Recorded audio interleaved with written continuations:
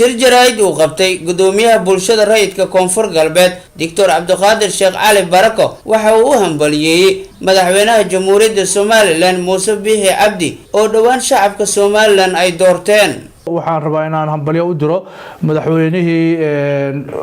Soomaaliland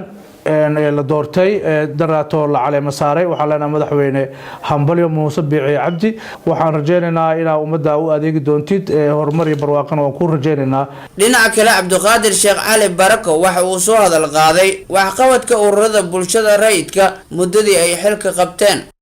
daladan waa runtii dalad aan dawli ahayn waxa la yiraahdaa dalada jiliyaasha aan dawliga ahayn ee koonfur galbeed Soomaaliya Somali non-state actors Somali South West non-state actors la yiraahdaa suspense marka loo soo gaabiyo runtii waxaan jirnaa maanta dhowr iyo 7 cisho waxaana runtii qabanay howlo badan oo mugle oo runtii lagu faani karo muddada yareed ee aan qabanay hawshan oo mas'uul ka noqonay waxaan ka qayb galnay shirar badan oo ka dhacay gudaha magaalada Baydhabo iyo magaalada Kismaayo iyo magaalada Muqdisho runtii waxaan qabanay tababaraya waxaan siinay dalada ururada ka jira dhamaantood waxaan siinay tababar